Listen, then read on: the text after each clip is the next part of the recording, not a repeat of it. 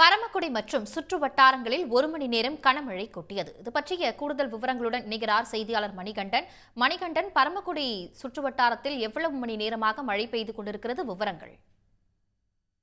விழுப்புரம் மாவட்டம் பரமக்குடி மற்றும் அதன் சுற்றுவட்டார பகுதிகளில் பெய்த 1 மணி நேர கனமழையால் இப்பகுதி மக்கள் மகிழ்ச்சி அடைந்துள்ளனர்.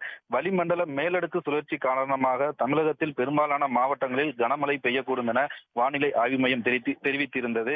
இதனையடுத்து ராமநாதபுரம் மாவட்டத்தில் பெரும்பாலான பகுதிகளில் இன்று காலை முதலே சாரல் மழை பெய்து வந்தது. குறிப்பாக பரமக்குடி மற்றும் அதன் சுற்றுவட்டார பகுதிகளில் சமீபத்தில் 1 மணி நேரம் கனமழை வெளுத்து வாங்கியது. குறிப்பாக மாவட்டம் முழுவதுமே இருள் சூழ்ந்து குளிர்ச்சியான சீதோஷ்ண நிலை நிலவி வருகிறது.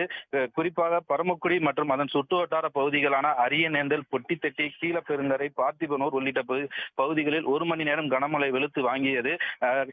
ராமநாதபுரம் மாவட்டத்தில் கடந்த சில தினங்களாகவே வறண்ட வானிலை நிலவிய நிலையில் இன்று பெய்த 1 மணி நேர மழையால் இப்பகுதி மக்கள் மகிழ்ச்சி அடைந்துள்ளனர். அதே போல் மாவட்டம் முழுவதும் இருள் சூழ்ந்து கருமேகங்கள் சூழ்ந்து காணப்படுவதால் மதுரை ராமநாதபுரம் தேசிய நெடுஞ்சாலையில் செல்லக்கூடிய வாகனங்கள் முகப்பு விளக்குகளை எரியவிட்டபடி சென்றன.